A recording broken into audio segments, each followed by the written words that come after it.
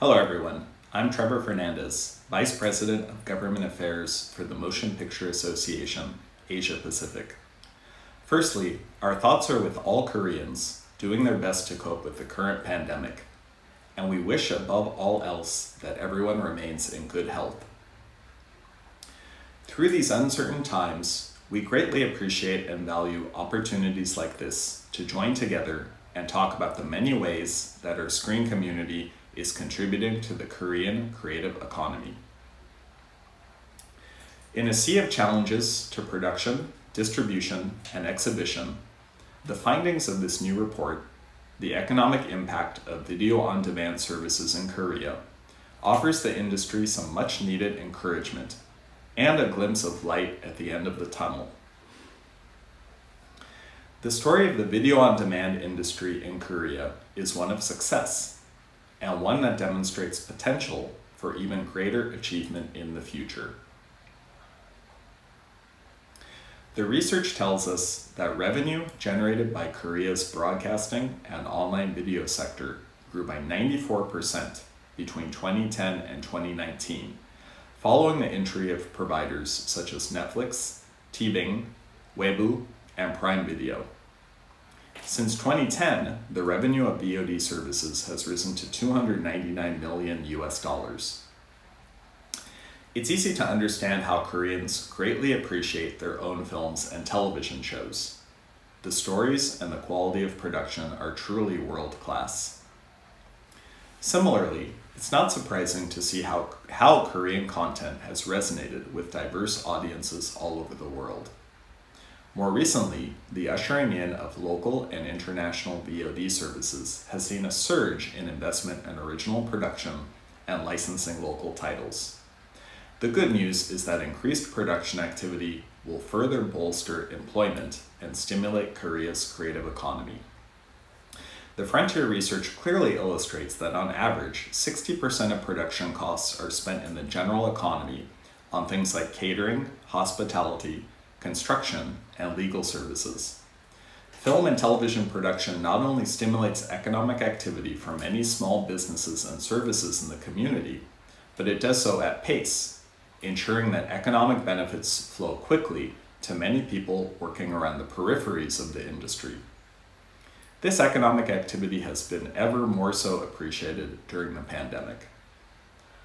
Perhaps no other country in the Asia Pacific has been able to match the success that Korea has had exporting its homegrown content around the world.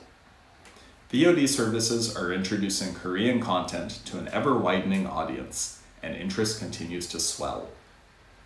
Korea's cultural exports reached $12.3 billion in 2019, and with increasing demand for Korean TV shows, VOD services are providing a sophisticated and effective channel to reach global audiences.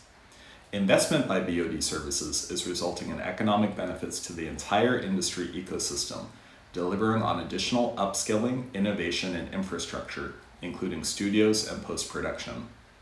This in turn gives rise to an industry with an increased capacity to produce and distribute ever more quality content. Similarly, VOD investment is shown to deliver added benefits for Korea, from stimulating economic activity to advancing Korean culture internationally and broadening the country's influence and reputation around the world, and to attracting visitors to South Korea inspired by what they have seen of the country through films and TV shows. VOD is a perfect showcase for Korean screen culture. Frontier Economics research shows that countries that incentivize, rather than overburdening VOD industries with restrictions, are more likely to develop a virtuous cycle of investment and return. That greatly benefits the economy, generating jobs and producing great content. It is those next steps, agreed to by all of the stakeholders in the industry, that will help determine what kind of future we can expect for the VOD industry in Korea. We understand there are current undertakings by the government to support the VOD market in Korea, and we hope these good intentions will gain momentum. Planning for the future means inviting the most informed voices to the table. And in this roundtable, we are excited to host some of the most important leaders from the Korean film and television industry. A sincere thank you to all of our speakers, partners, and to all of the filmmakers watching today's roundtable, and we wish you an enjoyable conversation. Thank you.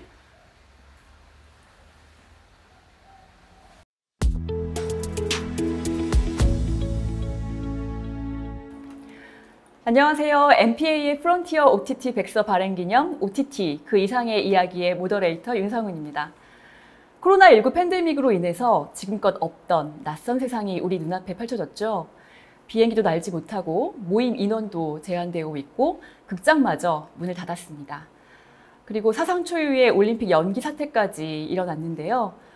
이제 사람들은 외출을 삼가면서 지친 일상을 집에서 TV를 보며 달래고 있습니다. 그렇게 OTT 서비스, 인터넷을 통해서 볼 수 있는 TV 서비스에 대한 관심이 자연스럽게 커졌는데요.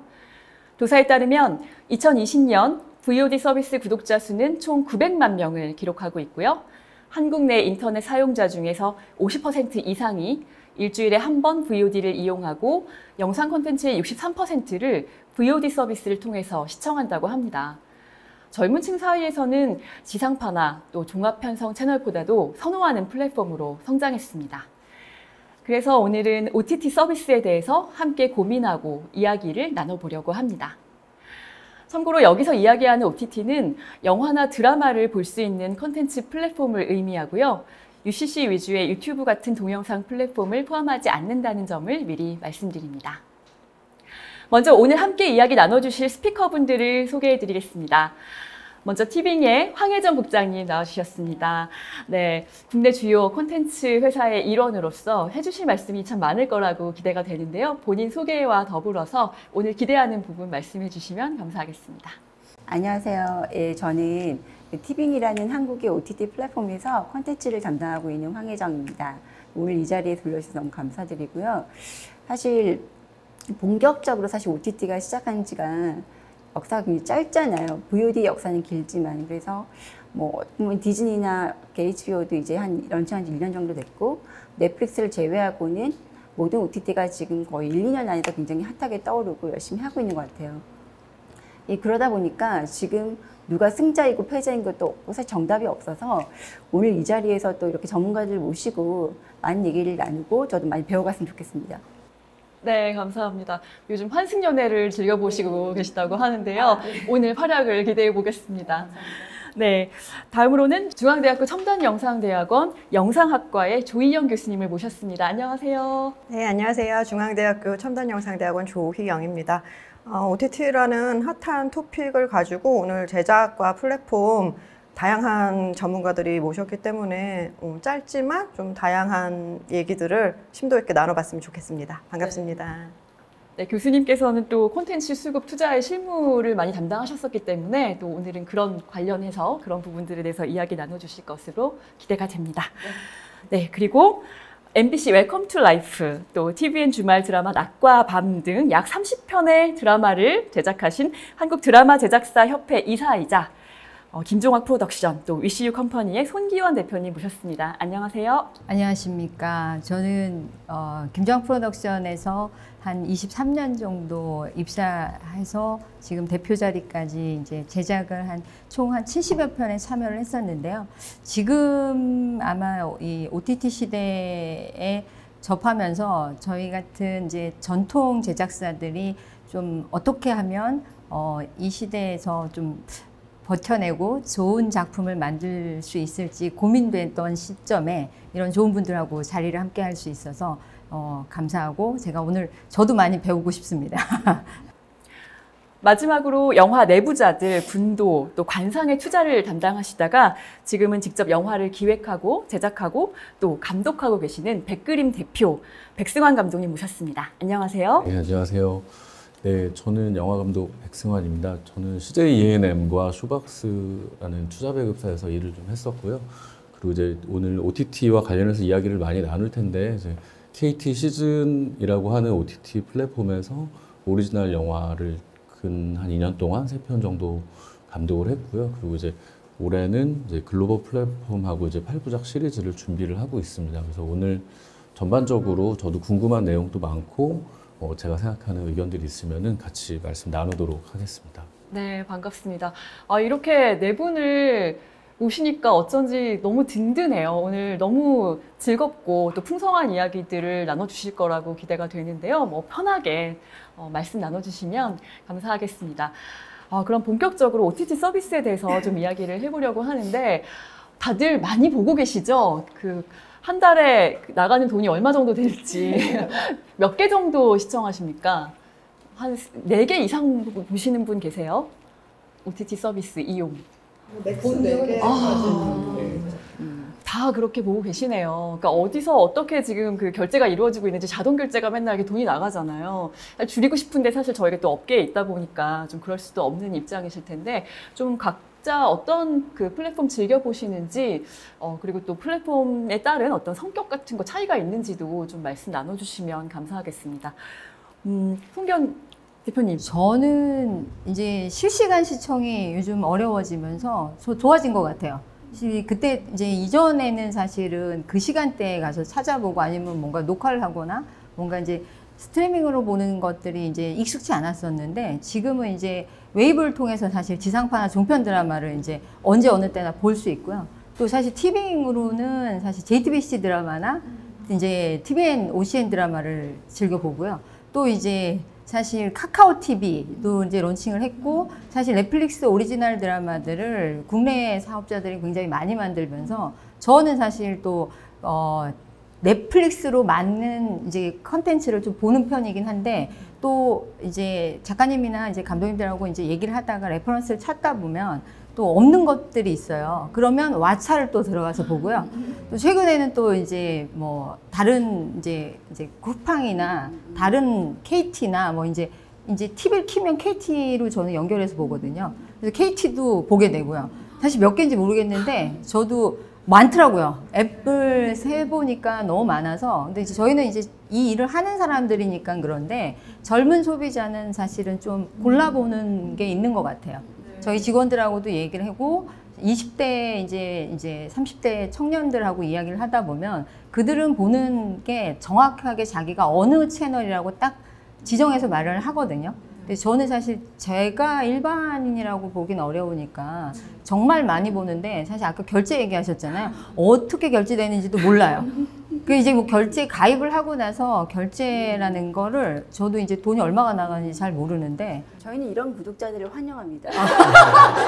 결제가 언제 되는지 근데 잘 몰라요. 모르시는 구독자. 네. 그 사실 끊고 싶어도 네, 그게 그쵸. 어떻게 들어가는지 또 찾아서 공부하면서 또 끊어야 되니까 우리의 돈이 어디로 새고 있는지 몰라요. 우리가 오늘 좀 잡아내는 맞습니다. 시간도 맞습니다. 가져야 될 것 같은데요. 백 감독님은 그리고 뭐 영화 감독의 입장에서는 넷플릭스 그 플랫폼이 좋았던 거는 저희가 한국 콘텐츠 혹은 미국 콘텐츠에 편향돼 있을 수밖에 없는데 소비 패턴 자체가 전혀 경험하지 못했던 남미나 북유럽이나 동유럽의 드라마를 저는 넷플릭스를 통해서 처음 본 것 같아요. 그런 제3국의 어떤 콘텐츠들을 볼 수 있는 기회가 마련이 됐다는 점이 어떤 그 일을 하는 작업자 입장에서 좋았고, 대표님 말씀하신 대로 구작 영화 같은 경우에는 왓챠가 구비가 되게 잘 돼 있더라고요. 그래서 조금 이렇게 오히려 헤비 유저들은 요즘 또 왓챠를 통해서 영화를 많이 보는 것 같습니다. 네.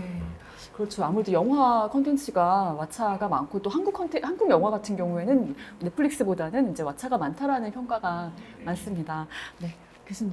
네, 그래서 뭐 백승환 감독님이나 저처럼 이제 영화 쪽에서 백그라운드가 있었던 사람들은 아무래도 뭐 웨이브나 티빙도 좋지만 이제 왓챠를 좀 특별히 애착을 좀 갖는 측면이 있어요. 그래서 좀 아픈 손가락이에요, 왓챠가. 그래서 이렇게 대단한 망사업자나 플랫폼을 끼고 있지 않기 때문에 뭐 국회에서나 뭐 문체부에서나 어디서나 뭐 CP들도 이제 약간 만만한 게 왓챠거든요. 그래서 언론 플레이 같은 거를 할 때 왓챠를 상대로 좀 이렇게 공격적인 측면이 가세될 때가 있는데 그럴 때마다 좀 되게 안타깝고 이 아이가 좀 굳건하게 자라주기를 바라면서 구독을 하고 있습니다.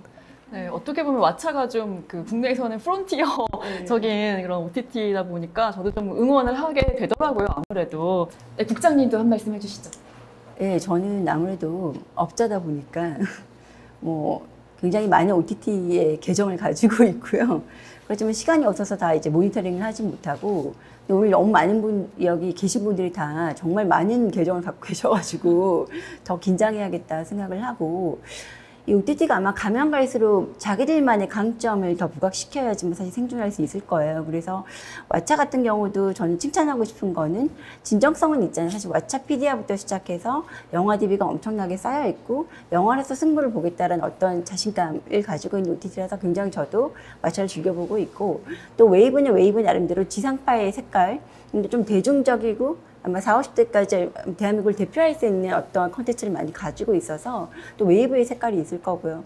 또 이제 티빙 같은 경우에는 조금 이제 아무래도 모 회사가 이제 실제 ENM, TVN, JTBC 뭐 이런 드라마나 예능, 그러니까 MZ 세대들이 좀 좋아하는 트렌디한 드라마 예능, 그것들이 조금 강점이 아닐까 싶어서 그쪽으로 조금 더 저희가 오리지널로 팔려고 하고 있어요. 그리고 뭐 나머지 뭐 넷플릭스 같은 경우도 어떻게 보면 넷플릭스의 가장 큰 장점은 다양성이 있다고 봐요. 굉장히 포괄적으로 뭐 많이 사회적인 문제도 얘기하고 있고, 예술적인 부분, 그리고 뭐 오스카 영화제도 많이 이제 넷플릭스가 올라오고 있고, 그만큼 작품성이나 다양성을 가지고 이 시대가 요구하는 메시지를 많이 담는 것들이 굉장히 저는 당차 보이고, 그런 부분이 되게 좋은 것 같거든요. 그리고 이제 앞으로 이제 디즈니랑 이제 HBO라든지 이런 뭐 MBC 유니버설의 피콕 같은 것들도 다 글로벌로 이제 진출을 하게 될 텐데, 이제 거의 OTT의 경쟁 속에서 신나게 일하지 않을까 생각을 합니다. 네,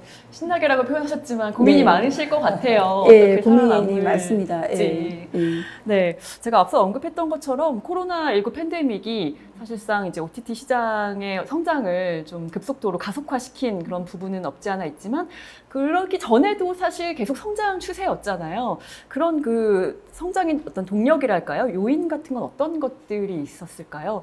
이 대표님이 먼저 좀 말씀해 주시죠. 뭐 이전에도 사실 저희도 그렇고 OTT용이라고 하면 웹드라마라고 했었던 것 같아요. 그냥 웹 컨텐츠라고 해서 제작을 했었는데, 지금 OTT 시장은 웹 컨텐츠라고 하기에는 이제 뭐 그냥 OTT 오버 더 탑, 뭐 이제 저희가 사실 바라보는 스크린의 차이일 뿐이라고 저는 생각을 하거든요. 근데 이제 기본적으로 이제 코로나19가 사실 소비자가 상당히 많은 컨텐츠를 원하는 상황으로 가면서 사실 제작자도 사실은 거기에 발맞춰서 제작을 또 맞춰 나가야 되는 상황으로 사실 급격히 빨리 변화를 하면서 저희가 이제 제작이 사실 많이 K 컨텐츠가 특히 더 늘었던 게 아마 뭐 방역도 워낙 잘했고, 실제로 그 넷플릭스의 킹덤이 출시됐던 시점하고 사실은 좀 뭐 어떻게 뭐 맞추려고 했던 건 아니잖아요. 컨텐츠는 원래 몇 년 전부터 기획을 됐던 건데,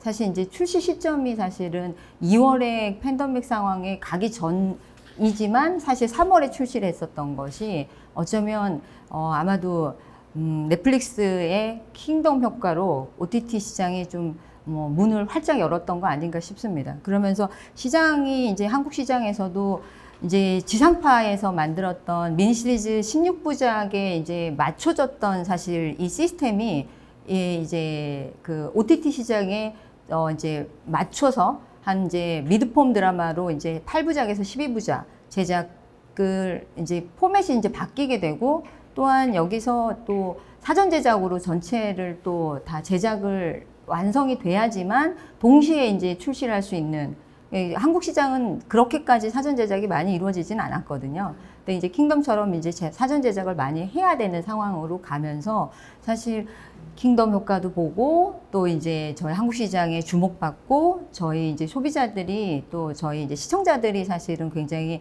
그 퀄리티가 또 한국 콘텐츠에 대한 퀄리티가 뭐 예전보다는 지금 뭐 이제 외국 콘텐츠와 비교했을 때 뭐 이질감 없이 훨씬 퀄리티도 좋아졌기 때문에. 네, 뭔가 드라마 제작자로서의 자부심이 느껴지는 말씀이셨던 것 같아요. 네, 교수님. 네, 손 대표님 말씀처럼 그 코로나 팬데믹이 국내에서 굉장히 심각해지기 시작했을 작년 2월 말 무렵에 이제 킹덤이 시즌 1도 굉장히 파급력이 있었는데, 시즌 2가 딱 그때 릴리즈를 하게 되면서 OTT를 구독을 하고 있지 않던 친구들이 새롭게 가입을 굉장히 많이 했던 것 같아요. 그래서 그 넷플릭스가 2016년에 우리나라에 상륙을 했는데 사실 이제 옥자 같은 걸로 구독자 수가 빠르게 늘어날 것이 아닌가 견제를 하다가 뚜껑을 열어보니까 사실 구독자 수가 그렇게 가파르게 초반기에 늘지는 않았었거든요. 그리고 초반에 이제 오리지널 그 콘텐츠 같은 거는 그렇게 파급력이 높지는 않았었어요. 그래서 좀 경쟁 업체라던가 아니면은 전반적으로 그 수용자들이 넷플릭스의 어떤 파워에 대해서 크게 느끼지를 못하는 상황에서 넷플릭스는 이제 자기들만의 전략을 그 굉장한 재력과 함께 그 오리지널 콘텐츠를 굉장히 무섭게 공격적으로 차곡차곡 제작을 해나갔잖아요. 그래서 이제 킹덤 시즌 2 이후로 계속 소개되는 연이어 소개되는 그런 오리지널 콘텐츠들이 또 좋은 성과를 얻으면서 코로나가 없었어도 이제 상륙한 지 한 5년 차 정도부터는 힘을 발휘했을 텐데 그게 이제 코로나와 딱 맞물리면서 훨씬 더 파괴력이 커졌다고 저는 생각을 합니다. 네, 킹덤 말씀을 하셔가지고 저는 이제 그 포인트에서 사실은 킹덤이 일반 우리 시청자들에게 줬던 굉장히 파격적인 어떤 충격이 있었을 것 같아요. 근데 이제 목이 날아간다든지 여러 가지 자유를 굉장히 어떻게 보면은 그 한국 좀비를 잘 표현하기 위해서 많은 어떤 규제 없이 굉장히 자유롭게 나가서 굉장히 예술성을 높였다는 것. 근데 그런 것들을 TV에서 어떻게 보면 TV의 화면에서 뭐 19세란 이런 걸 달지 않고 굉장히 깨끗한 화면으로 네트하게 봤다는 것도 뭐 제가 업자긴 하지만 시청자 입장에서도 굉장히 좋았던 것 같거든요. 그래서 그런 것들을 뭐 물론 그 전에 뭐 넷플릭스가 한국의 드라마들도 계속 같이 가고 있었지만 아마 거기서 좀 굉장히 정점을 찍지 않았느냐. 그래서 이런 넷플릭스나 이런 OTT에서는 굉장히 이런 고퀄리티에 웰메이드 되면서도 어떤 심의나 이런 것이 없이 굉장히 파격적으로 어떤 온전히 본질 그대로 나갈 수 있는 콘텐츠를 볼 수 있겠구나 어떤 그런 어떤 그런 가능성, 그런 기대감을 사실 더 올려준 게 아닌가. 그래서 그게 탄력을 받은 게 아닌가 그런 생각이 좀 들어요. 네. 킹덤이 기여한 바가 참 크네요. 여러 가지 면에서. 네, 저는 조금 다른 생각을 좀 해봤는데요. 그 산업의 주요 사업자들의 지금 움직임 이전에 그리고 비포 코로나 시대에 이미 그 소비자들의 생활 패턴은 이미 좀 이런 그 TV를 보지 않는 어떤 그 OTT가 이제 그 OTT라는 이름을 획득하기 전에 이미 좀 와 있지 않았나라는 생각을 많이 해보거든요. 그러니까 이를테면은 저 같은 경우에는 좀 젊은 혹은 어린 스태프들하고도 뭐 많이 일을 하고 얘기를 하면서 저도 좀 놀랬던 거는 그들은 TV를 구매하기보다는 좋은 모니터를 구매하는 데는 관심이 있고 그리고 TV 없이도 생활하는데 아무런 지장을 못 느끼고 작은 핸드폰을 통해서 자기 자신이 원하는 콘텐츠를 보는데 전혀 부족함을 못 느끼는 것 같고요. 더 젊은, 더 어린 세대로 가보면 중고생들 같은 경우에는 이제 집에 왔을 때 부모 세대가 거실에서 TV를 보면서 이제 시간을 보낸다면 그냥 방으로 들어가서 자기 핸드폰을 통해서 혹은 컴퓨터를 통해서 그 콘텐츠를 소비하는 데 있어서 전혀 부족함을 못 느꼈던 것 같아요. 그래 이런 니즈들이 쌓였던 차에 뭐 코로나도 왔고 OTT 플랫폼이 이제 창궐 하면서 좀 이런 큰 변화가 생긴 게 아닌가 그 생각을 좀 해봤습니다. 네. 이렇게 그 방금 말씀하신 것처럼 그 젊은 세대들이 작은 화면으로도 영상을 보는 것에 익숙해지고 부족함을 느끼지 않는 것 때문에 사실 그 영화 관람 문화가 바뀌고 참 많은 것들이 변한 것 같습니다. 지금 편리한 컨텐츠 시장, 이렇게 구독형 컨텐츠 시장이 열리면서 뭐 불법 다운로드라든가 이런 것들이 많이 줄었다라는 그런 긍정적인 평가들도 나오고 있는데요. 그 미디어 소비 성향의 변화에 대해서는 좀 어떤 것들이 있을까요? 백 감독님 말씀처럼 사실은 소비 성향이 이제 또 한몫을 한 것 같아요. 젊은 MZ 세대를 저희가 이제 사실 아마 OTT 플랫폼에서는 가장 주목하고 있는 이제 소비층이라고 보고요. 그다음에 이제 중년보다는 사실 이제 뭐 넷플릭스 가입자들이 아마 젊은 세대가 훨씬 더 많은 것 같습니다. 그래서 좀 더 이제 저도 이제 맞춰서 그 공부를 해야 돼서 넷플릭스를 보다가 보니 주로 이제 예전보다 훨씬 많이 이제 접근을 하게 돼요. 저도 업자다 보니까 많이 볼 수는 없는데 주말에 한번 이렇게 보다 보면 재밌어요. 연동이 돼요. 그래서 몇 시간이 지났는지도 몰라요. 밥 때도 지났고 저 앉아서 보다가 그러니까 아침 10시부터 오후 3시까지 봤어요. 5시간 동안 보는데 힘들긴 한데 사실 이게 몸은 힘든데 정신적으로는 너무 좋은 거예요. 제가 좋아하는 걸 막 보니까 그런 거에 아마 이제 젊은 층이 빠지고 들지 않나? 아마 이제 저는 사실 저희 딸애가 이제 20살이 된 성인인데요. 사실은 이전에도 제 거를 몰래 훔쳐다가 그 19금, 그러니까 19세 이상을 보기도 한 것 같아요. 다 알아요. 근데 아마도 다 이렇게 소비 패턴이 바뀌면서 그 사실 이제 저희도 이제 사실 그런 넷플릭스 오리지널 드라마를 제작을 참여를 하기도 합니다만 기본적으로 이제 아까 제가 사전 제작을 다 해야 된다고 말씀을 드렸잖아요. 근데 이제 제작 패턴도 같이 바뀌어야 되는 상황이에요. 이제 실질적으로 전체적으로 봤을 때는 산업이 변화가 상당히 많이 이루어지고 있고요. 국장님 말씀. 네, 저는 이제 취향의 시대라는 말을 많이 하잖아요. 진짜 지금 요즘에 MZ세대들 뿐만이 아니라 나이와 상관없이 자기의 취향이 굉장히 중요한 라이프 스타일로 살고 있기 때문에 이 취향을 중요하게 생각하는 사람들에게서 이 OTT라는 플랫폼은 너무나 적절한 플랫폼인 것 같아요. 그리고 이게 단순히 영상만 보여주는 게 아니라 내가 원하는 것들을 알아서 큐레이션도 해주는 기능도 있고 또 데이터 같은 것들이 잘 되어 있어가지고 또 정보도 볼 수가 있고 내가 원하는 감독을 찾았었을 때는 또 감독 리스트업을 해서 충분히 4시간을 거기에 쏟을 수가 있고 또 어떤 기능은 또 일면식도 없는 사람들끼리라도 이 영화를 같이 보고 싶을 때 또 모여서 할 수 있는 그래서 어떻게 보면은 콘텐츠를 제대로 즐길 수 있게 할 때 더 극대화시켜 줄 수 있는 하나의 새로운 미디어 라이프 스타일이 아닌가 그렇게 한번 봐주시면 어떨까 생각합니다. 티빙도 그런 서비스 하시나요? 그 왓츠 파티 같은? 지금 왓츠 파티는 아닌데 좀 같이 볼 수 있는 그런 커뮤니티라든지 댓글 기능이라든지 이런 것들이 이제 서비스 되고 있죠. 네, 감독님. 네, 그 논의가 좀 이렇게 확장이 되는 것 같은데요. 말씀해주신 거 저도 거의 동의하는 내용이고, 저는 일단은 저희가 극장을 타겟으로 해서 영화를 만들어 왔었기 때문에 그 부분에 대한 고민을 많이 했는데 약간 낭만적인 얘기를 드리자면 예전에 비디오 킬더 라디오 스타라는 유명한 노래가 있지만 라디오가 안 없어졌거든요. 그리고 여전히 우리 특히 운전할 때 많이들 들으시고 칼라 TV가 나왔을 때 극장이 없어질 것 같다라고 했는데 사실은 살아남았잖아요. 그래서 지금 말씀해 주신 것처럼 예를 들면 우리가 연간 극장 관람 횟수가 4.23회 정도 됐었고 이제 20, 30대 주요 경제 활동 인구로 치면 9에서 10회까지 됐었는데 그게 이제 100% 회복이 될 것이냐 오히려 지금 OTT가 활성화되고 젊은 인구들의 콘텐츠 소비 패턴이 달라졌을 때 어느 정도 회복이 될 것이냐라고 생각했을 때는 저는 좀 공연 산업과 관련해서 좀 생각을 많이 해봤어요.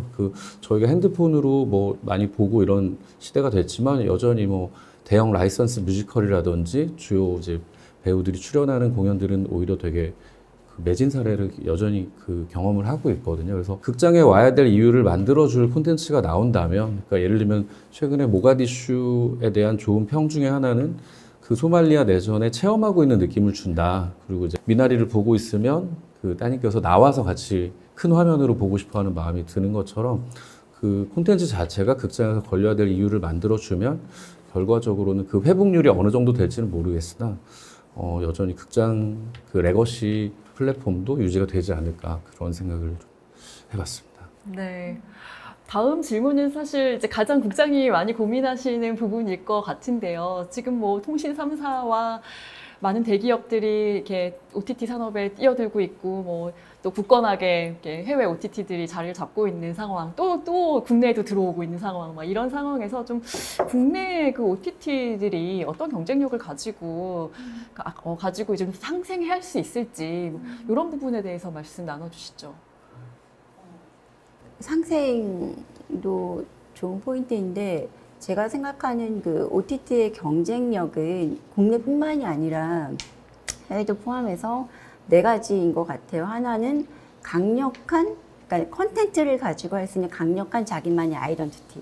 그게 이제 어떻게 보면 오리지널이라고 볼 수가 있는데 그것들을 얼마나 우리가 전략을 잘 짜서 이것만큼은 내가 제일 잘해.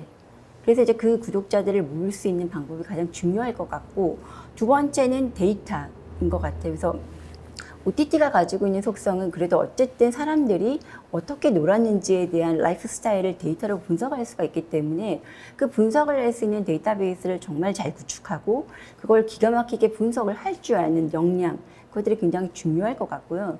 세 번째는 결국에는 소통이거든요.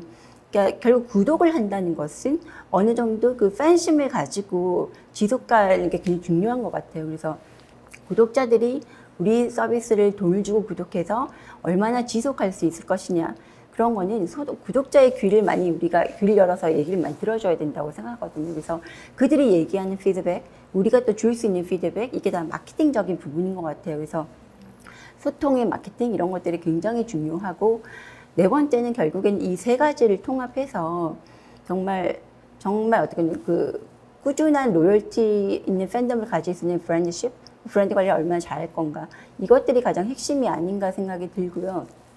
넷플릭스 같은 경우에는 어떻게 보면은 하나의 OTT 원어브 브랜드는 아니라고 생각해요. 이제 이미 그는 스타벅스나 구글이나 애플처럼 그냥 범접할 수 있는 초격자의 브랜드가 돼버린 거거든요. 그래서 이제 나 넷플릭스 봐, 내가 넷플릭스 했어, 이런 키워드가 들 만큼, 그래서 그런 것들이 얼마나 이제 사람들에게 신뢰를 주고 내가 좋아하는 선호하는 브랜드로 자리 잡느냐, 그것이 또 저희의 굉장히 큰 숙제라고 생각을 합니다. 교수님 비슷한 생각 가지고 계신가요? 오리지널 콘텐츠의 중요성.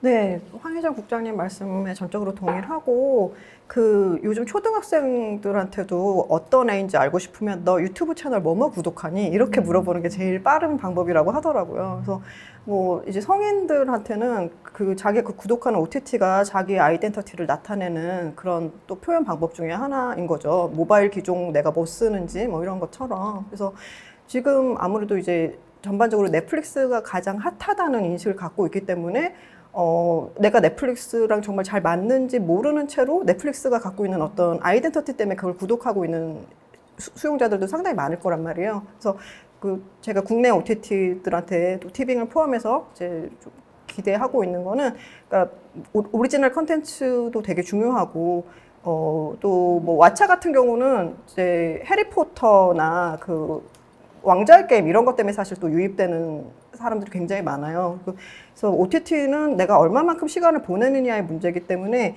영화보다는 또 이 시리즈가 굉장히 파급력 면에서는 중요하기 때문에 오리지널 콘텐츠에 만약에 뭐 투자할 여력이 좀 부족하다면 큐레이션 뭐 어떤 걸 사올 때 내 플랫폼의 아이덴티티를 정확하게 커뮤니케이션 할 수 있는 그런 컨텐츠를 큐레이션하는 것이 굉장히 중요하다고 생각합니다. 네, 지금 뭐 OTT 시장이 급성장하고 또 대기업들이 진출을 하면서 뭐 그 이슈들이 너무나 무궁무진한 것 같습니다. 근데 이제 아무래도 성장하고 있는 만큼 여러 가지 또 거기에 대해서 해결해야 될 문제점들도 좀 보이는 것 같은데, 특히 뭐 IP 문제, 또 RS 문제, 어떻게 이 부분을 좀 조율해 나갈 것인가 하는 이야기들도 해봤으면 좋겠거든요.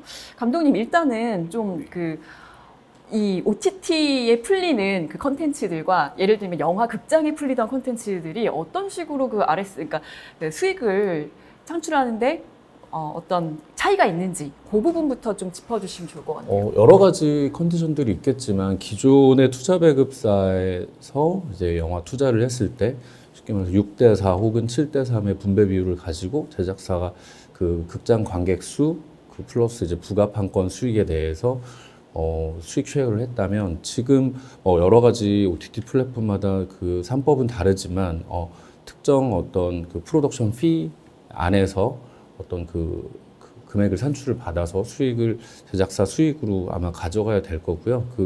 그렇다 보니까 그 셈법에 대해서 여러 가지 좀 논란이 있는 것 같고, 지금 특정 해외 글로벌 브랜드가 좀 이렇게 큰 기둥을 담당을 하고 있다면 티빙이라든지 카카오라든지 새로운 플랫폼들이 그런 수익 구조를 좀 다변화해 주시는 게 어떤 창작자들한테 많은 어떤 길을 좀 열어주지 않을까 생각을 좀 하고 있습니다. 대표님, 지금 보고 계신 분들이 굉장히 궁금해하실 것 같은데요. 해외 OTT와 국내 OTT 좀 제작하고 배급하는데 제작비 예산은 많은 차이가 날까요? 예산 차이가 뭐 제작 방식은 거의 비슷하다고 보고요. 근데 이제 제작비의 구조가 사실 직간접비 차이도 좀 있다고 저는 봅니다. 실질적으로 사실 국내 기업들은 국내 인프라가 어느 정도 갖춰져 있는 상태라서 사실 이제 채널 안에서 사실 이제 그 공급하는 인프라들이 있습니다.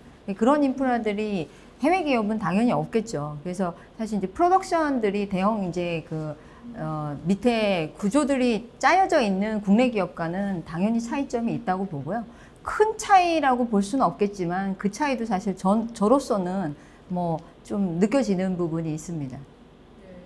예, 제작비 관련해서는 올해 안 그래도 2021년에 넷플릭스에서 뭐 한국에 5,500억을 투자한다. 그리고 뭐 200억, 300억 뭐 이런 프로젝트들이 넷플릭스나 디즈니 플러스 같은 데서 이제 말씀을 주셔서 공식적으로는 지금 알려진 바에 의하면 이제 해외 OTT 브랜드의 작품의 제작비가 더 큰데요. 저는 그럼에도 불구하고 국내 도메스틱 OTT 브랜드에서 더 점진적이고 장기적인 투자를 하지 않을까라는 생각을 하는 이유는 예를 들면 이제 뭐 우리나라의 해외 대형 마트 브랜드나 통신 브랜드나 어떤 포털 브랜드가 들어왔지만 결국은 이제 국내 어떤 브랜드들이 조금 더 이제 한국 국민의 어떤 소비 패턴에 맞는 그리고 사업자의 어떤 그 구조에 맞는 그 사업 구조를 짰기 때문에 더 오래 갔다고 생각하고 특히 여기 황혜정 국장님 계시지만 이제 사업 보국을 제일 목표로 삼고 있는 이제 굴지의 토종 브랜드에서 더 장기적이고 어떤 점진적인 투자를 하지 않으실까 생각을 하고 있습니다. 말씀을 나누다 보니까 양질의 컨텐츠를 만들어야 많은 분들이 구독을 할 것이다. 이건 너무나 당연한 것인데 거기에 또 이제 예산 문제가 분명히 있을 것이고요. 네, 그리고 뭔가 장르의 다양성이라든가 또 뭐 새로운 시도라든가 이런 것들도 좀 필요할 것으로 보이고 아니면 또 그 이외에 이 산업을 좀 성장시킬 수 있는 다른 요인들이 또 끼어들 수 있을지 뭐 이런 부분들에 대해서 좀 말씀 나눴으면 좋겠어요. 네. 컨텐츠의 미래라는 책이 있는데 그 책을 보면 이제 컨텐츠로 승부를 보는 시대는 갔다. 이제는 네트워크로 승부해야 되는 시대이다. 이런 주장을 하거든요. 그래서 당연히 양질의 컨텐츠를 만들지만 그것들이 이제 버즈를 불러일으킨다는 보장은 없거든요. 그래서 네트워크화된 소비자들이 버즈를 일으키고 그 플랫폼 안에서 더 많은 시간을 유사한 어떤 시리즈화된 그런 요즘 세계관, 유니버스 이런 얘기가 마블 이후로 굉장히 많잖아요. 그래서 뭐 신서유기나 뭐 이런 예능들도 계속 스핀오프를 쏟아내고 있는 그런 것들이 물론 티빙의 국장님이 너무나 잘 아실 거고 OCN 같은 데서도 뭐 그런 시도를 많이 했었는데 그래서 신작들이 구작의 어떤 소비를 다시 촉진할 수 있는 그런 전략이 저는 필요하다고 생각을 하고 있고요. 그래서 개인적으로는 저는 디즈니 플러스를 누구도 이길 수 없을 거라고 생각해요. 그런 차원에서. 그래서 뭐 꼭 자본력의 싸움이 아니라 아이디어와 전략의 싸움인 것 같고요. 부가 영상 하나를 만들더라도 그렇게 그러니까 제 전공 분야가 사실 트랜스미디어 스토리텔링이라서 이런 말씀을 드리는 거기도 하지만 소비자들은 요즘은 어떤 세계관에 굉장히 관심이 많다는 것을 간파하시고 그 세계관을 모순 없이 확장시켜 주는 것. 그러니까 그 안에서 소비자들이 놀 수 있도록 제작자분들이 힘써주시는 것이 중요하다고 생각합니다. 이 부분에 대해서 좀 더 처음에 많은 돈을 투자한다기보다도 어느 정도의 확률을 되게 높여야지만 된다는 그 강점이 좀 있고 그래서 어쨌든 우리가 제일 잘하는 것부터 시작하자 이렇게 시작을 했었어요. 그래서 첫 번째 시작했던 것이 이제 여고 출입반이라는 예능. 드라마는 아직 준비가 좀 안 돼 있고 그러면은 어떻게 보면은 티빙은 아직까지 많은 친구들이 TVN과 JTBC를 실시간으로 볼 수 있는 다시 보기를 할 수 있는 플랫폼으로 인지되고 있거든요. 그걸 거부할 수는 없다고 생각을 하고 그래서 첫 시작할 때 그냥 완전히 신생에서 시작하는 것보다 우리의 베이스를 잘 밟아야 된다. 그래서 티빙에서 그나마 가장 잘 나왔던 어떻게 보면 제일 성적이 좋았던 게 대탈출이었어요. 대탈출하고 나영석 PD의 신서유기. 이 두 개를 OTT화의 예능을 만들어보자. 그래서 기존에 있는 팬덤층을 이쪽으로 유입시킬 수 있지 않겠느냐. 그리고 그들의 세계관도 어떻게 보면 OTT라는 그릇에 더 확장될 수가 있는 그런 가능성을 열어주기 위해서 영어 출연을 했는데 너무나 적합하게 잘 맞은 거예요. 그래서 TV에서 그냥 보고 그냥 차이가 없는 어떤 영어 출입을 했을 텐데 이 팬덤층이 티빙으로 많이 신규 유입을 했고요. 그러고 나서 바로 런칭했던 스프링 캠프도 굉장히 많은 분들이 신규 가입을 하시더라고요. 그리고 또 했던 재미있는 어떤 그 예는 철인왕후라는 드라마를 그때 우리가 했었을 때 지금은 좀 저기 했지만 그때 그 시청률이 20%까지 갔었었는데 그 전에 철인왕후가 그 담지 못하는 많은 이야기들이 있다. 그래서 뭐 철인왕후 대본 보면 많은 조연들이 캐릭터를 많이 또 재미있는 캐릭터가 있어서 그들의 이야기만 따로 묶어서 이제 부가 콘텐츠 형태로 한번 풀었던 게 있었거든요. 근데 그것도 철인왕후가 이제 종영한 다음에 바로 저희가 이제 공개를 했었을 때 그거를 보시기 위해서 많은 분들이 돈을 주고 구독을 하시는. 그래서 어떻게 보면은 교수님 얘기하셨던 것처럼 막 어떤 블록버스터급을 준비하는 것도 굉장히 필요하겠지만 기존에 있는 IP의 세계관을 OTT에서 더 극대화시켜주고 그 팬덤들을 이제 이쪽으로 전이시켜서 오히려 그 팬덤들이 놀이터가 될 수 있는 그런 것들이 저희가 굉장히 잘했던 부분이라고 생각이 들고요. 예. 그래서 좀 적절하게 밸런스를 많이 맞추려고 하고 있어요. 그래서 프랜차이즈 IP와 신규로 우리가 개발할 수 있는 것들 그렇게 좀 보고 있는 것 같아요. 네, 감사합니다. 저희가 지금 프론티어 OTT 백서 발행을 기념하면서 지금 이런 자리를 갖고 있거든요. OTT를 활용한 경제적인 이익에 대해서 제가 좀 설명을 드리고 싶은데요. 프론티어 OTT 보고서에 따르면 2018년도에 한국 경제에서 영화, TV 산업이 차지하는 규모가 8조 3천억 원이라고 합니다. 또 VOD 산업은 이 중에 약 2,400억 원을 차지하고 있고요. 2020년에 VOD 산업의 규모가 7,800억 원으로 3년 만에 무려 3배 이상 증가했고요. 이에 따라서 일자리 창출에도 어마어마한 영향을 미쳤는데 32만 명의 영화, TV 산업 일자리 중에서 VOD 산업이 8,000명의 일자리 창출 효과를 냈다고 합니다. 넷플릭스는 한국에서 제작되는 영화와 TV 시리즈에 2021년에만 5억 달러, 그러니까 하나로는 약 5,820억 원을 지출한다고 발표할 정도로 어마어마한 자금을 지금 한국 OTT 시장에 쏟아내고 있는 상황인데요. 감독님, 아까 전에 제가 말씀드린 그 산업 보고서를 보면 네네. 일자리 창출에도 굉장히 큰 기여를 하고 있잖아요. 네네. 어떻습니까? 거시적인 측면에서 산업의 이제 파이가 커지다 보니까 저희가 이제 업계에서 이제 공공연하게 공유하는 이제 드라마 연간 라인업 표를 보면 5천만 인구가 이렇게 많은 드라마를 다 소비할 수 있을까 싶을 정도로 많은 드라마 편수가 제작됐나 뭐 한 200편, 300편. 그래서 예를 들면 저희도 이제 제작하는 입장에서 캐스팅을 돌려보면 아 너도 주인공 하니?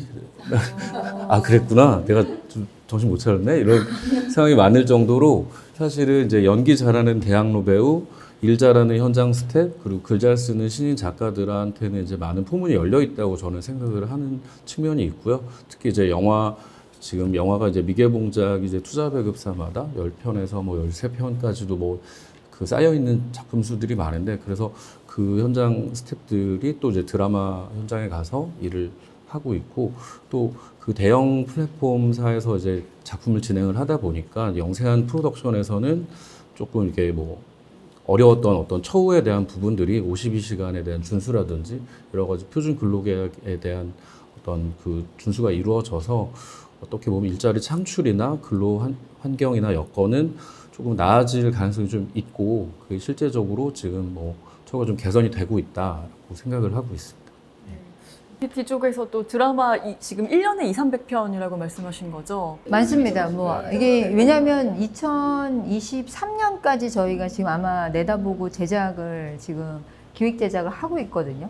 아마 더 많이 아시겠지만 작품 수가 정말로 그 배우 한 명이 일주일에 쌓이는 대본 양이 어마어마하다고 해요. 사실 다 소화를 다 읽질 못할 정도로 뭐 지금이 정말 아까 골든타임이라고 얘기하신 표현이 딱 맞는 게 저는 사실 이 호황기가 언제까지 갈지 상당히 두렵습니다. 지금 뭐 감독님 계시지만 영화가 이미 많이 섰잖아요.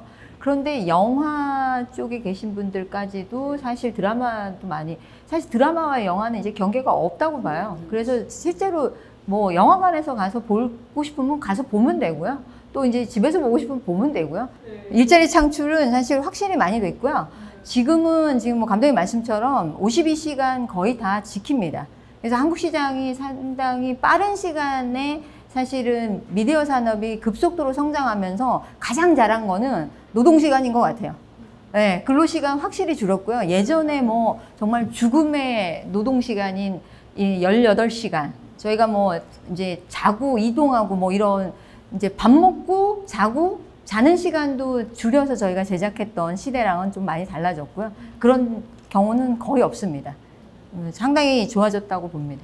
아니 정말 그 드라마 물량이 늘어서이기도 한데 배우를 구하기가 너무 힘든 거예요. 지금 캐스팅이 너무 어려운데 왜 이렇게 다들 뭐 드라마 만드는 거야? 이랬는데 실질적으로 그 배우가 소화할 수 있는 작품은 한두 개밖에 안 되는 거예요. 근로시간 때문에. 그래서 어떻게 보면 이게 52시간이 굉장히 잘 정착이 되었고 뭐 어떻게 보면 훨씬 더 뭐 웰메이드된 뭐 그런 작품성이 나오지 않을까 생각이 좀 들기도 하고요. 네. OTT 산업의 호황기 그리고 K 컨텐츠의 골든타임 이걸 어떻게 잘 엮어서 계속해서 발전시켜 나가야 될 거라고 생각을 하는데요.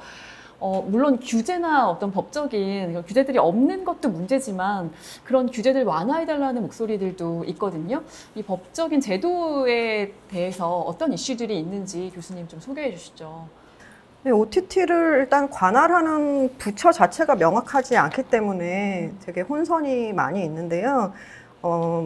지금 어떤 콘텐츠 생태계에서건 다양성이나 상생 이런 것들이 화두고 지향해야 될 목표인데 승자가 독식하는 구조보다는 아무래도 이제 비등비등한 세력들이 좀 여러 플레이어들이 있어야 서로 견제도 되고 생태계가 발전을 해 나갈 수가 있는데 지금 뭐 말로는 토종 OTT를 육성한다 뭐 이런 뭐 거창한 정책들을 내놓으려고 하지만 사실 국내 OTT의 발목을 가장 잡고 있는 거는 요즘 SKT랑 넷플릭스의 재판 때문에 핫한 망 사용료가 사실은 저는 사실 넷플릭스를 다른 면에서는 응원하지 않는데 이 망 사용료 재판에서만은 넷플릭스가 꼭 이겼으면 좋겠어요. 왜냐하면은 그 망 사용료라는 게 한국에만 되게 불합리하게 있는 발송자 종량제 제도라는 게 이제 2016년 1월부터 그 상호 접속 고시라는 것 때문에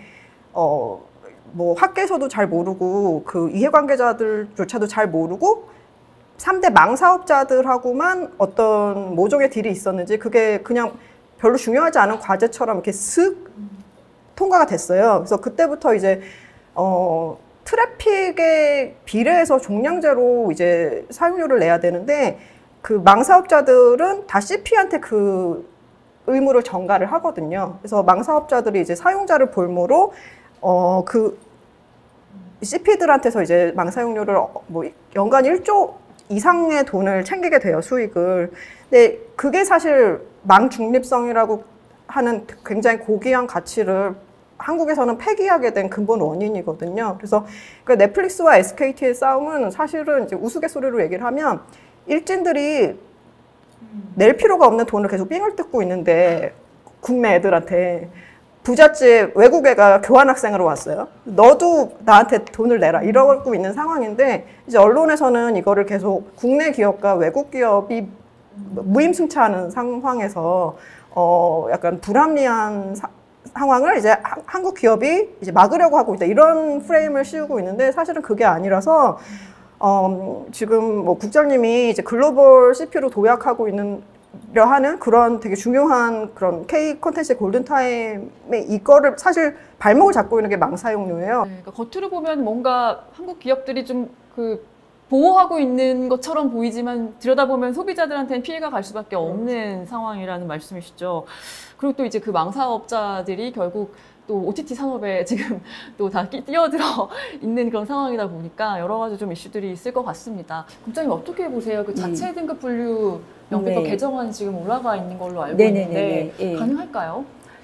가능하지 않으면 안 됩니다. 왜냐하면 지금 이제 물량들이 되게 많아지잖아요. 맞아요. OTT 물량이 어마어마해지고 있어요.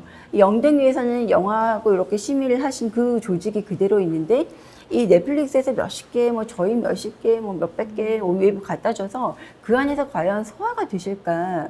지금 굉장히 그런 것도 조금 걱정이에요. 실제로 네. 방송이 사실 지상파 방송 수가 줄었거든요. 드라마 수가 줄은 거죠. 사실 이제 뭐 예능이나 다른 이제 스포츠나 뭐 교양 쪽은 다 하시잖아요. 근데 이제 그래서 방심위를 가자는 얘기는 아니고요. 실제로 이게 이제 지금 주류가 사실 OTT로 갔는데 아마 되게 거기서도 고민하시는 것 같더라고요. 그런데 결국에는 그는 정책이 좀 결정이 정리가 돼야지만 해결될 수 있는데 저는 일단은 물량적인 부분에 빨리 해결을 해야 되고 그다음에 심의는 해야 된다고 생각하는데 자체 심의제를 그렇게 해서 어떻게 보면은 뭐 드라마나 예능도 뭐 미래 사전 제작도 있지만 또 닥쳐서 올 수도 있고 이제 거기에 따라서 자체 심의를 해서 안정적으로 공급을 하고 또 심의는 심의대로 별도로 이제 지금 방송위가 사실 어떻게 보면 저희가 자체 심의를 해서 본방으로 올리고 그걸 가지고 또 모니터링을 결과를 가지고 또 심의에 대한 컨트롤을 방송에서 하잖아요. 그러니까 저는 그런 구조, 그러니까 방통위를 얘기하는 건 아니지만 좀 그런 구조로 좀 프로세스가 좀 돌아갈 필요가 지금은 좀 있는 것 같아요. 감독님 뭐 창작자로서 굉장히 뭐 규제라든가 지원에 대해서 하고 싶으신 말씀 많으실 것 같아요. 저는 근데 사실은 지금의 어떤 규제, 지금 어떤 심의 체계가 다시 정립이 돼야 될 것 같고, 규제보다는 좀 지원과 자유도의 측면에서 조금 더 지금 좋은 시장이 열리고 있다고 생각을 하고요. 예를 들면 지원 같은 경우는 이제 영화 산업 같은 경우는 스크린 쿼터의 이제 오랜 투쟁, 어떤 영화인들의 연대와 페밀리즘에 의해서 좀 그 자국의 영화를 지켜왔던 것 같고, 근데 지금 OTT 같은 경우는 사실은 이제 사실은 넷플릭스가 됐건 어떤 플랫폼이 됐건 한국 로컬 콘텐츠의 소비 비중이 60%를 훨씬 상회하는 수준이거든요. 그래서 그거를 어떻게 어떤 쿼터를 해야 된다라는 생각보다는 또 지금에 말씀하신 어떤 자유도나 이런 것들을 조금 더 열어줘서 좀 창작자들이 더 좋은 작품을 했으면 좋겠다는 생각이 들고, 지금 수위에 대한 말씀 많이 해주셨는데 그 연출하는 입장에서 가장 큰 어떤 자율성 같은 경우는 저희가 이제 채널에서 편성이 됐을 경우에는 50분, 60분 정확하게 지켜야 되거든요. 이제 광고 띠랑 이어지기 때문에. 근데 이제 OTT의 가장 강점은 이제 유행하는 이제 인터넷의 밈인데 필요한 만큼만 보여줬다. 약간 이런 거거든요. 그러니까 예를 들면 1화는 나는 37분이 있으면 될 것 같아. 2화는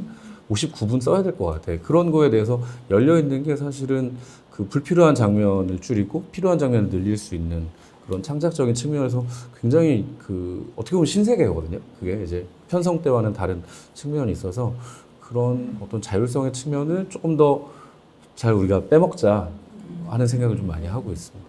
굉장히 밀도 있는 스토리를 만들 수 있는 가능성을 사실 OTT 그런 길이 조정 같은 것들이 되게 열어줄 수 있는 것 같아요. 네 분의 이야기 듣다 보니까 정말 시간 가는 줄 모르겠네요. 워낙 이제 이슈가 많이 되고 있는 콘텐츠 시장에 대한, 산업에 대한 이야기다 보니까 우리가 하고 싶은 이야기를 다 했는지 모르겠는데요. 마지막으로 앞으로 OTT 서비스의 전망에 대해서 한 말씀씩 부탁드립니다. 그동안 못하셨던 이야기 또 마음껏 풀어놔 주시면 더 좋고요. 어느 부분부터 해주실까요? 우리 대표님부터 할까요? 저는 제작자 입장에서는 아까도 이제 위기이기도 하고 사실 기회가 위기가 같이 오기도 하잖아요. 근데 잘 될 것 같습니다. 지금도 열심히 예전에도 사실 되게 잘해 왔었고요. 끊임없이 위기일 때마다 한국 콘텐츠들이 잘 넘어갔습니다. 시장이 이제 더 넓어진 것이라서 어디든 가서 저희가 무엇이든 다 잘할 수 있는 또 한국인의 근성이 있는 것 같습니다. 이렇게 말씀드리기 좀 어렵지만 사실 저는 자국 기업인 사실 웨이브나 티빙이 빨리 성장하셔서 사실 국내가 아닌 해외 기업에서도 사실 해외 시청자분들이 가입자 수가 상당히 많이 늘었으면 좋겠고요. 그래야 저희도 같이 상생할 수 있을 것 같습니다. 황 국장님이 건승하시길. 공을 넘기시는군요. 네, 국장님 한 말씀 해주시죠. 너무 감동입니다. 저희 비전이 넘버원 K 콘텐츠 플랫폼이에요. 그래서 사실 저희는 이제 K 콘텐츠에 대한 정점을 조금 찍었고요. 그래서 한국 콘텐츠 맛집, K 콘텐츠를 제일 잘하는 곳, 딱 거기 이상은 사실은 제일 잘 해왔었고 그 트렌드를 잘 만들어왔기 때문에 이거의 세팅을 잘 구조를 맞춰서 글로벌로 나가서더라도 나만의 차별성을 가지고 좋은 콘텐츠를 좀 전달할 수 있는 그런 플랫폼으로 조금 가고 싶어요. 그래 지금 열심히 전략을 짜고는 있지만 힘을 많이 키워서 여러분이 많이 도와주시면 빨리 나갈 수 있도록 준비하겠습니다. 네, 응원하겠습니다. 네, 감사합니다. 네. 감독님 사실 이렇게 이런 자리에 청일점 패널이 네. 쉽지 않거든요. 네, 쉽지 않네요. 네, 네. 오늘 또 즐겁게 이야기 나누셨는지 모르겠습니다. 네네 너무 즐겁게 나눴고요. 다 존경하는 선배님들인데 제가 뭐 어줍지 않게 이렇게 와서 얘기를 했는데 그 얼마 전에 그 올림픽이 폐막했잖아요. 근데 저는 김연경 선수는 이제 한국을 무대로 뛰는 선수가 아니라 세계를 무대로 그 넘버 원의 지위를 가지고 뛰고 있는 선수더라고요. 그래서 저희 문화 콘텐츠를 만드는 사람들도 이제는 요즘 잘 안 쓰는 표현인데 지구촌을 무대로 좀 작품을 만들고 그리고 이제 문화 콘텐츠를 소비하는 소비자들도 전 세계 지구촌의 어떤 콘텐츠들을 향유할 수 있는 되게 좋은 컨디션이 됐고 그런 계속해서 말씀이 나왔지만 자율성을 확보한 자율성이 담보된 콘텐츠를 보여줄 수 있을 것 같고 특정 대형 자본이 뭐 지금 시장을 리드하거나 여러 가지 이슈들이 있지만 그 손 대표님께서 말씀해 주신 대로 그 한국의 여러 가지 브랜드들이 이 어려운 걸 또 해내는 모습을 보게 되지 않을까 그런 생각을 하고 있습니다. 네, 감사합니다. 네, 교수님. 네. 지상파랑 극장 말고는 다 앞으로 승승장구할 수 있을 것 같고요. 근데 정말 영화계 정상화만큼이나 국내 OTT의 약진 너무 간절히 기원을 하고 티빙 힘내시기 바라고요. 근데 저는 이제 영화 쪽을 좀 들여다보면 영화가 과연 이 극장에서 줄어든 파일을 OTT에서 상쇄할 수 있을 것인가 이거는 계속 미지수로 남아 있어요. 그래서 OTT가 좀 영화의 밸류체인 안에 들어올 수 있도록 서로가 좀 노력을 했으면 좋겠고 뭐 영화진흥위원회 같은 데서도 뭐 국내 기업에서 오리지널 콘텐츠를 영화를 투자를 하겠다 그럴 때 거기에 뭐 비용을 좀 지원을 해준다던가 이런 방안을 모색할 수도 있을 것 같고 뭐 부가 영상 콘텐츠 제작비라던가 화면 업스케일링이라던가 이런 다양한 지원책을 줄 수 있을 것 같고 대신에 뭐 예를 들어 넷플릭스 같은 경우는 프랑스에서는 자국 영화를 몇 프로 틀어야 된다 이런 거를 그러니까 CNC라는 프랑스의 그 기관이 방송하고 영화를 다 아우르기 때문에 가능한 조치이긴 한데 그만큼은 아니겠지만 좀 지원에 대한 어떤 대가로 노출도를 좀 상위로 유도를 하게끔 요청을 할 수 있다던가 그런 식의 윈윈 방향이 상생을 좀 도모할 수 있지 않을까 생각해 봅니다. 네, 네 분의 말씀 정말 잘 들었습니다. 오늘 OTT 그 이상의 이야기라는 주제로 함께 이야기 나눠봤는데요. 다시 한번 오늘 함께해 주신 티빙의 황혜정 국장님, 중앙대학교 영상학과 조희영 교수님, 김종학 프로덕션, 위시유 컴퍼니의 손기원 대표님, 영화감독 백승환 감독님 감사드립니다. 자, 오늘 즐거우셨나요? 네. 네, 정말 저는 사실 아직 업계에 있지 않은 사람이기 때문에 네 분 다 건승하시기를 계속 기도하고 응원하고 있겠습니다. 네, 화이팅입니다.